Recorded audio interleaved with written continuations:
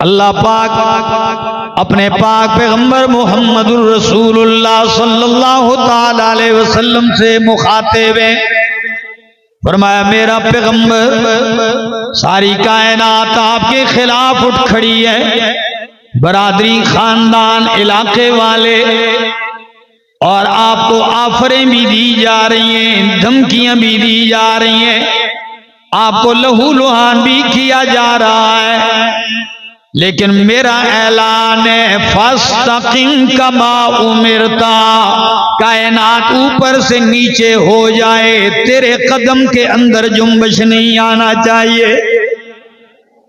فاستقم کما امرتا کیا مانا ہے؟ یعنی جس راستے و حق پہ آپ کھڑے ہیں اس پہ ڈٹے رہیں، اس پہ کیا رہیں؟ یہ آسان کام نہیں ہے، اور اسی بات کا زور ہے کہ اللہ کے پاک پیغمبر پہ بڑھاپا آتا ہے، یہ کوئی معمولی حکم نہیں، کیونکہ قدم لرز جاتے ہیں، لڑکھڑا جاتے ہیں، اور صرف سنانا تو پیغمبر کے ذریعے امت کو ہے، اس لیے کہ امام کائنات تو استقامت کا پہاڑ تھے، یہ سنانا امت کو ہے۔ فرمایا فاستقم کما امرتا ومن تاب معک، میرا پیغمبر تو بھی ڈٹا رہے، اور جو آپ کے ساتھ توبہ کرنے والے ہیں، ومن تاب، اور جس نے بھی توبہ کی، معک، آپ کے ساتھ، ولا تطغوا، اور سرکشی نہ اختیار کرو، انہ بما تعملون بصیر، بے شک اللہ جو تم عمل کرتے ہو اسے دیکھنے والا ہے۔ آپ کہیں گے استقامت کا کیا مطلب ہے؟ تو اگلی آیت میں فرمایا، کیونکہ پہلی آیت میں ڈٹ جائیے، جم جائیے حق کی راہ پر، اگلی آیت میں فرمایا وَلَا تَرْكَنُوا إِلَى الَّذِينَ ظَلَمُوا فَتَمَسَّكُمُ النَّارُ، فرمایا وَلَا تَرْكَنُوا إِلَى الَّذِينَ ظَلَمُوا، ظالم تو کھینچا تانی میں لگے ہوئے ہیں کہ کوئی کہتا ہے ادھر جھک جاؤ، کوئی کہتا ہے ادھر جھک جاؤ، لیکن لا ترکنوا الی الذین ظلموا، میرا پیغمبر ڈٹ کے کھڑے رہیے، اور صیغہ جمع کا پوری امت کو خطاب ہے، لا ترکنوا الی الذین ظلموا، ظالموں مشرکوں کی طرف ذرا بھی میلان مت کرو، لا ترکنوا الی الذین ظلموا، ظالموں کی طرف میلان نہ کرو، کیوں؟ فتمسکم النار، تمہیں آگ پہنچ جائے گی۔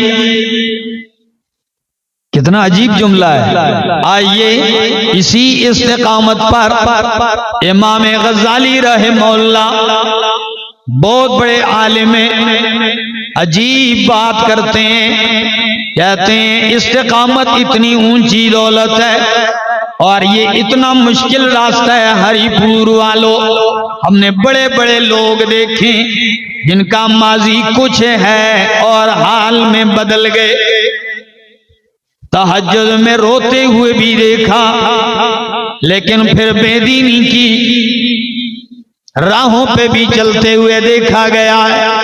استقامت بڑی دولت ہے۔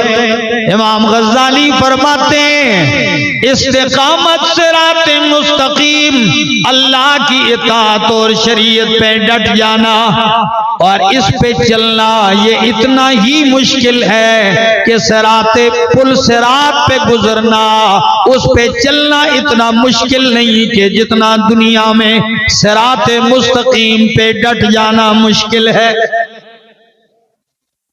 جو جہنم کی پشت پہ ہے نا پل صراط جس کو کہتے ہیں، اس سے زیادہ مشکل ہے حق راستے پہ ڈٹنا۔ اللہ ہمیں بتلا رہے ہیں میرے مومن بندو ڈٹ جاؤ، یا اللہ اگر ہم ڈٹ جاتے ہیں ملے گا کیا؟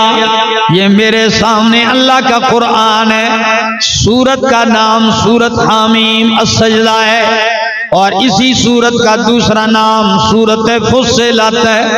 اس کی آیت نمبر 30 ہے، قرآن کہتا ہے ان الذین قالوا ربنا اللہ ثم استقاموا تتنزل علیہم الملائکہ۔ اللہ اکبر۔ ان الذین قالوا ربنا اللہ، بے شک وہ لوگ جنہوں نے کہا ربنا اللہ، ہمارا رب کون ہے؟ وہ بولو کون ہے؟ اللہ، ہمارا رب اللہ ہے۔ اور آپ کہیں گے ربنا اللہ کے جملے میں توحید سمیٹ کے رکھ دی ہے۔ مکے کا مشرک اللہ کو خالق تو مانتا تھا، اللہ کو مالک تو مانتا تھا، لیکن رب اس نے بہت سارے بنائے ہوئے تھے، اس لیے کہ توحید پھر ربوبیت بھی ایک سمندر ہے۔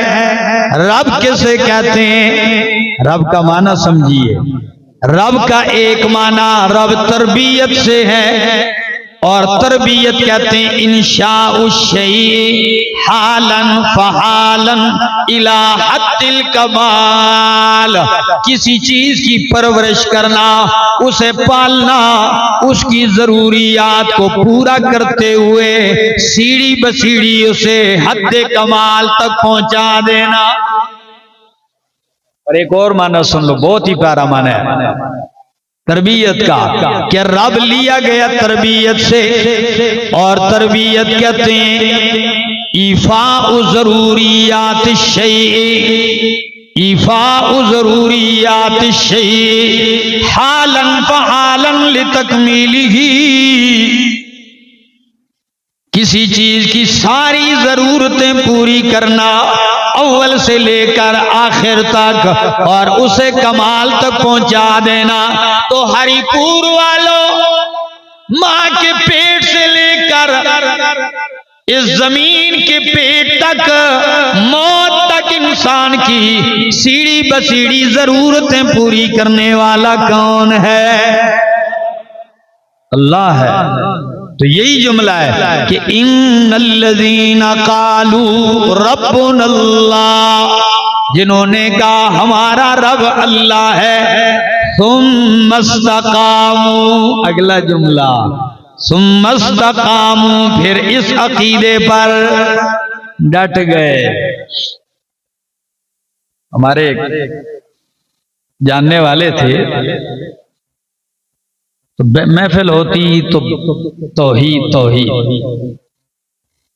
ٹھیک ہے نا، بڑی توحید کی باتیں خوش بھی ہوتے۔ بھینسیں گم ہو گئی، ان کی بھینسیں گم ہو گئی، ہفتہ دو ہفتے پھرتے رہے، پھر جب مجھے کارگزاری کا پتہ چلا تو نہ کوئی تعویذگار چھوڑا انہوں نے، نہ کوئی نجومی چھوڑا، اور ایک ایسے بندے تک بھی پہنچے کہ جو ناخن کے اندر بتاتا تھا چور۔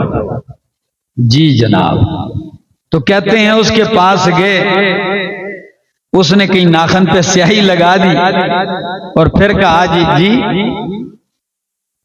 ہاں، پھر کہتے ہیں جی اس میں دیکھو، ایک بچے کو بلا کے، بچہ کہتا ہے جی ہاں چور آ رہے ہیں، بھینسیں کھول کے لے جا رہے ہیں، ہاں اس گلی سے ہو کے گئے ہیں، ادھر گئے ہیں۔ اچھا یہ جدھر گئے کون سی جگہ؟ جی شیخو پورہ میں۔ اچھا کون سی گلی ہے؟ وہ کہتے ہیں پورا شیخو پورہ گھومے، اس پورے شہر میں اس نام کی نہ کوئی گلی ہے نہ کوئی جگہ ہے۔ کس آفت میں ہم لوگ پڑے ہوئے ہیں میرے دوستوں۔ جب کہہ دیا ربنا اللہ، پھر ثم استقاموا، پھر اس پہ کیا ہونا ہے؟ ڈٹ جانا ہے۔ ہاں فرمایا ثم استقاموا، جب رب اللہ کو مانا پھر اس پہ ڈٹ گئے۔ علامہ امام قرطبی نے چاروں خلفاء صدیق اکبر، فاروق اعظم، عثمان غنی اور علی المرتضیٰ رضی اللہ تعالیٰ عنہ، ان چاروں خلفاء کی عجیب عجیب تشریح نقل کی ہے ثم استقاموا کی۔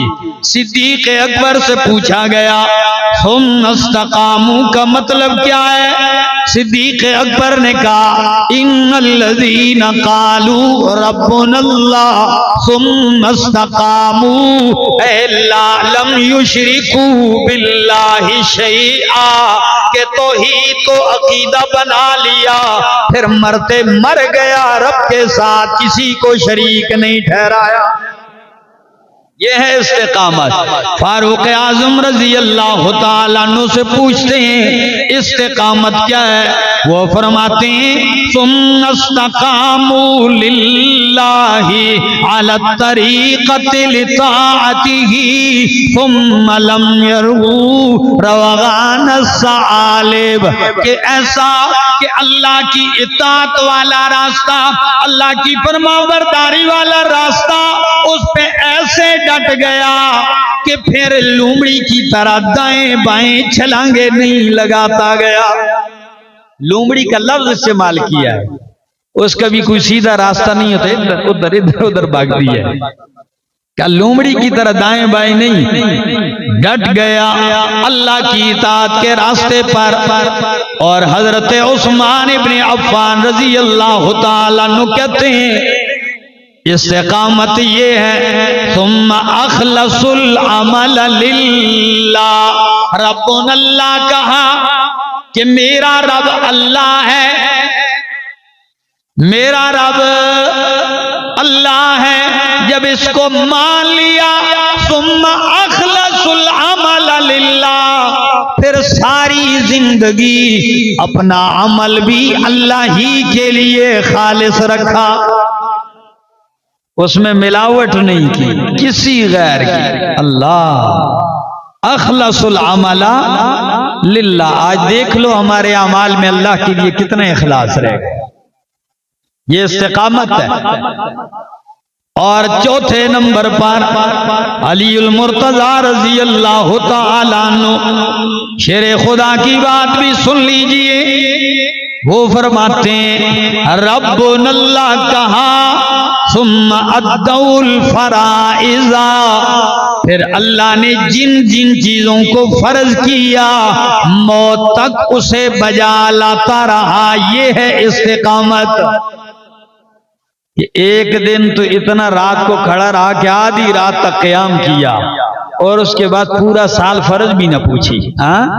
قدری شعبان کا پوچھتے ہیں رات 100 رکعت پڑھ لی اور اگلے دن فرض بھی نہیں پڑھی. کیا خیال ہے؟ یہ استقامت نہیں ہے میرا دوست. فرمایا ثم استقاموا، پھر ڈٹ گئے ربنا اللہ کہنے کے بعد. یا اللہ ربنا اللہ کہہ دیا، ڈٹ گئے. اس کی تشریح میرے پاک پیغمبر سے بھی سن لیجئے. صحابی آتے ہیں، ایک شخص ہیں دیہاتی، آ کے کہتے ہیں یا رسول اللہ صلی اللہ علیہ وسلم مجھے کوئی ایسی بات بتلائیے کہ میں آپ کے بعد مجھے کسی سے پوچھنے کی ضرورت نہ پڑے. ایسی بات بتلائیے کہ بس میں اس کو پلے باندھ لوں، آپ کے بعد کسی سے پوچھنے کی ضرورت نہ پڑے. امام کائنات نے عجیب جملہ ارشاد فرمایا، فرمایا قل آمنت باللہ ثم استقم. یہ جملہ کہہ دے آمنت باللہ، میں اللہ پر ایمان لے آیا ہوں، ثم استقم، پھر اس پہ ڈٹ جا. کسی سے پوچھنے کی ضرورت نہیں، ایمان پہ کیا رہے؟ ڈٹا رہے. اللہ بتاتا ہوں ڈٹنے کا ذرا یہ بھی تو دیکھ لیجئے کتنا آسان ہے اور کتنا مشکل ہے. حضرت خباب بن ارت رضی اللہ تعالیٰ عنہ ایک عورت کے غلام ہیں اور کام لوہاری کا کرتے ہیں. بٹی ہے، اس میں نیزے بھی بناتے ہیں، تلواریں بھی بناتے ہیں. تو لوہار بیچارہ تو سارا دن رہتا ہے انگیٹھی کے آگے، بھٹی کے آگے، سارا دن تپش آتی ہے اور ہو بھی شدید گرمی. اللہ نے جب ایمان کی دولت سے مالا مال کیا تو ان کی جو مالکہ تھی اس کو پتہ چل گیا کہ میرا غلام تو مسلمان ہو گیا، بس اس کا غضب بڑک اٹھا اور آ کے بھٹی کے پاس کھڑی ہو کے کہنے لگی، اے خباب، کیا تو صابی ہو گیا ہے؟ کیا لفظ؟ صابی ہو گیا ہے۔ اس وقت جو مسلمان ہوتے تھے کہتے صابی ہو گیا ہے، آج جو توحید مان لے کہتے ہیں وہابی ہو گیا ہے۔ کیا کہا؟ کیا تو صابی ہو گیا ہے؟ بتانا دین۔ حضرت خباب کہنے لگے میں صابی شابی نہیں، میں صحابی ہو گیا ہوں۔ صحابی نہیں، کیا صحابی ہو گیا ہوں، میں نے دین کا کلمہ پڑھ لیا، محمد عربی کا غلام بن گیا ہوں۔ نے کہا نہیں میں اور پوچھنا چاہتا ہوں۔ کہا پوچھو۔ کہتی ما تقول فی اللات والعزا، لات اور عزا کے بارے میں تیرا کیا خیال ہے؟ تو اپنے خداؤں کی فکر پڑ گئی۔ خباب نے کہا ان کے بارے میں پوچھتی ہے؟ جی۔ کہنے لگے سانمان، اب کمان، لا یسمان ولا ینفعان ولا یضران، یہ دو مورتیاں ہیں، نہ سنتے ہیں نہ دیکھتے ہیں، نہ نفع دے سکتے ہیں نہ نقصان دے سکتے ہیں، بس یہ کہنے کی دیر تھی۔ بٹی کے اندر لوہے رکھے ہوئے لال ہو چکے ہیں، وہ گرم لوہا نکال کے خباب کے سر پہ رکھ دیا اور ایسے دھواں اٹھ رہا ہے چمڑا جل کے، لیکن خباب ایک ہی صدا لگاتے اللہ اکبر۔ جب اس پہ بھی نہ ہوا، ان کے اندر استقامت کوٹ کوٹ کے بری تھی، تو انگیٹھی اور بٹی سے سارے انگارے باہر نکالے اور حضرت خباب کو اس پہ لٹایا گیا، پیٹھ کی چربی اور چمڑا پگھلتا گیا، لیکن خباب کے پائے استقلال میں جنبش تک نہیں آئی۔ کبھی کبھار ایسے ہوتا کہ بعض مسلمان گھبرا جایا کرتے تھے ان تکلیفوں اور اذیتوں سے، آخر انسان جو ہیں، تو ایک صحابی آ کے عرض کرتے ہیں یا رسول اللہ اما تدعو لنا الا تدعو لنا، اللہ کے محبوب میرا یہ حشر کر دیا گیا ہے، کیا اب بھی آپ میرے لیے دعا نہیں کریں گے اللہ سے؟ اللہ کے پاک پیغمبر نے تسلی دیتے ہوئے فرمایا او میرا ساتھی، دعائیں تو میری ویسے بھی آپ کے ساتھ ہیں، لیکن بات یاد رکھنا، قرآن کہتا ہے افحسبتم، اللہ کیا تمہارا یہ خیال ہے ان تدخلوا الجنت، کہ جنت میں ویسے ہی چلے جاؤ گے اور پہلے جیسے لوگوں کے حالات تم پہ نہیں آئیں گے؟ فرمایا سنو میرا ساتھی، ایسے بھی لوگ گزرے گئے کہ آروں سے چیرا گیا، سر کے اوپر آرا رکھ کے نیچے تک 2 لخت ہو گئے، لیکن اپنی بات کلمہ حق سے پھرے۔ یہ ہے استقامت۔ یہ کیا ہے؟ استقامت ہے۔ اللہ اکبر۔ کیا مرد کیا عورتیں! حضرت سمیہ رضی اللہ تعالی عنہ جب ان کے خاوند کو شہید کر دیا گیا اور ان کی باری آتی ہے تو سارے لوگ مشرکین کہتے ہیں سمیہ آخری وارننگ ہے، باز آ جا، دین پیغمبر چھوڑ دے، ورنہ مکے کے چوک میں تیرے دونوں پاؤں سے اونٹ باندھ کر دوڑائے جائیں گے اور 2 ٹکڑے کر دیا جائے گا۔ تو اس وقت جب اس کو باندھا گیا، اپنی بات سے نہیں ٹل رہی تھی، کھڑی تھی، جب باندھا گیا اونٹ دوڑانے سے پہلے جب اس کو کہا جاتا ہے نا سمیہ، تیری کیا رائے ہے؟ آخری وارننگ، باز آ جا۔ سمیہ اس وقت تڑپ کے کہتی ہے اور کہتی ہے او ابو جہل لانتیا، تو اب مجھے باز آنے کی دعوت دے رہا ہے؟ اب تو میرے رب نے میرے سامنے جنت کے 8 دروازے کھول کے رکھ دیے ہیں۔ ثم استقاموا، پھر وہ ڈٹ گئے، یا اللہ ڈٹ گئے، کٹ گئے، تو عطا کیا کرتا ہے؟ اللہ فرماتے ہیں پھر میری عطا بھی تو سن لیجئے نا۔ فرمایا تتنزل علیہم الملائکۃ الا تخافوا ولا تحزنوا وابشروا بالجنۃ التي کنتم توعدون۔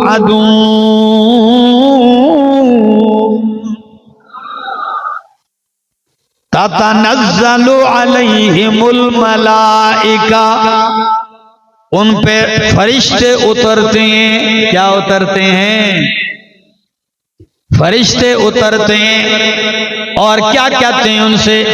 اللہ تخافوا ولا تحزنوا، خوف بھی نہ کھاؤ، ڈر بھی نہ رکھو، ولا تحزنوا، غمگین بھی نہ ہو، وَأَبْشِرُوا بِالْجَنَّةِ الَّتِي كُنْتُمْ تُوعَدُونَ، اور اس جنت کی خوشخبری پاؤ، خوش ہو جاؤ اس جنت کے ذریعے سے، اس جنت کی بشارتوں پر جس کا اللہ نے تم سے وعدہ کیا تھا، اور ابھی وعدہ وفا ہونے کا وقت آ رہا ہے۔ یہ فرشتے کب آتے ہیں؟ مفسرین کے اقوال دیکھیے، یہ فرشتے اترتے ہیں، پہلا قول موت کے وقت اترتے ہیں۔ کس وقت؟ موت کے وقت، کیونکہ یہ بڑی سختی کا وقت ہے۔ کیا ہے؟ بہت اونچ نیچ کا وقت ہے، انتہائی سختی کا وقت۔ تو فرشتے آ جاتے ہیں اور اس کو تسلیاں دینے لگتے ہیں کہ او اللہ کے بندے، بس تھوڑی دیر ہے تو تجھ سے جو دنیا میں رہ جائے گا اس کا غم نہ کر، اور آنے والے مراحل کا خوف نہ کر۔ جو ادھر رہ جائے گا اس کا غم نہ کر، اور جو رب تجھے آگے عطا کرنے والا ہے آگے کی فکر، خوف خطرہ نہیں ہے۔ یہ ہے کمال استقامت کا، یہ ثمرہ ہے استقامت کا۔ اور دوسرا، فرشتے برزخ میں آتے ہیں، وہاں بھی سوال و جواب کی تائید اور توثیق کے لیے آتے ہیں کہ یہ مضبوط رہے۔ اور تیسرا مقام، جب یہ قبروں سے اٹھیں گے، لوگ میدان محشر کی طرف جا رہے ہوں گے، ایک عجیب کیفیت ہوگی۔ قرآن کہتا ہے جس دن لوگ آئیں گے گروہ در گروہ، لیروا اعمالہم، تاکہ ان کو ان کے اعمال دکھائے جائیں گے۔ ظاہر بات ہے جب اللہ عدالت قائم کریں گے اور لوگ جا رہے ہوں گے تو ایک فکر تو لگی ہوگی کہ خدا جانے میرے ساتھ کیا ہوگا، کیسا حساب ہوگا۔ تو فرشتے اس وقت بھی اس کے پاس آ کے کہتے ہیں غم نہ کر، تیرے لیے کوئی پریشانی نہیں، تجھے تو جنت میں داخلہ ملنے والا ہے۔ تتنزل علیہم الملائکہ الا تخافوا ولا تحزنوا وابشروا بالجنۃ التي کنتم توعدون۔ اگلی آیت فرمایا نحن اولیاؤکم فی الحیات الدنیا وفی الآخرہ۔ دو قول مفسرین کے، دونوں کے مطابق آیت کی وضاحت سمجھیے۔ نحن اولیاؤکم فی الحیات الدنیا، فرشتے کہیں گے ہم تیرے دوست تھے دنیا میں بھی، وفی الآخرہ، اور آخرت میں بھی ہم تیرے دوست ہیں۔ دنیا میں کیسے دوست تھے؟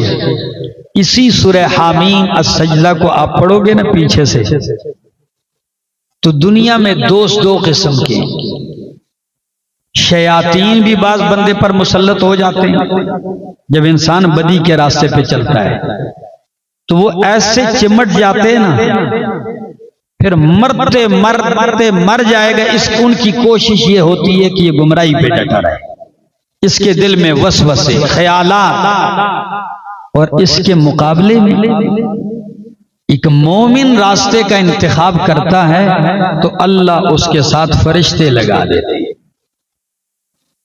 وہ اس کے دل میں اچھی بات ڈالتے ہیں۔ کیا ڈالتے ہیں؟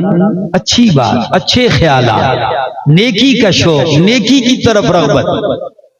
کتنی مہربانی! تو فرشتے کیا کہیں گے؟ نحن اولیاؤکم فی الحیات الدنیا، دنیا کی زندگی میں بھی ہم تمہارے دوست ہیں، وفی الآخرہ، اور آخرت میں بھی ہم تمہارے دوست ہیں۔ ایک توجہ، دوسری توجہ کہ یہ نحن اولیاؤکم فی الحیات الدنیا، یہ جملہ رب العالمین کا ہے۔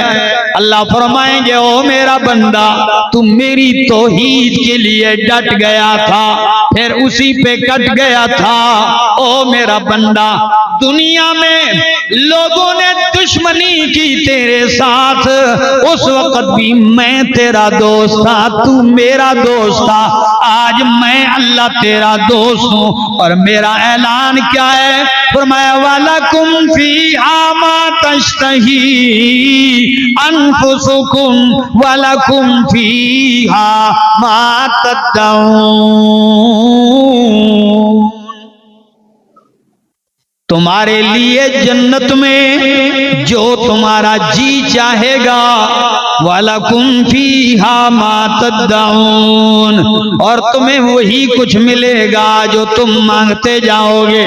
اگر تیری مانگ بڑھتی جائے گی تو میری عطا بڑھتی جائے گی۔ تو چاہتا جا، میں دیتا جاؤں گا۔ کتنی بڑی خوشخبری ہے، لیکن ڈٹنے والوں کے لیے۔ فاروق اعظم کے قول کے مطابق لومڑی کی طرح ادھر ادھر ہونے والوں کے لیے، ڈٹنے والوں کے لیے۔ اور آپ کو ایک عجیب بات بتاؤں، یہ جملہ قرآن کریم کا ایک عجیب بات جب اس کا مطالعہ کر رہا تھا دل میں آئی کہ جب استقامت کے اوپر بندہ قائم رہتا ہے، ڈٹتا ہے، تو استقامت میں ایک مقام ایسا آ جاتا ہے کہ اللہ اس بندے کے دل سے خوف بالکل ختم کر دے۔ پھر اللہ تخاف، پھر اس کو کسی چیز کا خوف کیا ہوگا یہ نہیں دیکھنا ہے، بس یہ دیکھنا ہے کہ میں کس راستے پر ہوں، سچ پر ہوں کہ غلط پر۔ اگر سچ پہ ہے پھر اس کو کوئی خوف خطر نہیں رہتا، دنیا کیا کہے گی، کیا ہوگا۔ دوستو، اللہ ہمیں استقامت نصیب فرمائے دین پر، اللہ دین پہ ڈٹائے ہمیں، اور اللہ رب العالمین قرآن مقدس کی سمجھ عطا فرمائے۔ رمضان المبارک کا مہینہ گزرا ہے، آپ لوگوں نے بڑی کوشش کی ہوگی، تہجد بھی پڑھتے ہوں گے، نوافل بھی، تو یہ دعا کرو، میری گفتگو کا مقصد کہ اللہ ہمیں اس پہ مزید کیا عطا فرما دے، استقامت عطا فرما، کہ ہم ڈٹ جائیں اس پہ۔ فرمایا وَلَكُمْ فِيهَا مَا تَشْتَهِي أَنفُسُكُمْ وَلَكُمْ فِيهَا مَا تَدَّعُونَ نُزُلًا مِّن غَفُورٍ رَّحِيمٍ۔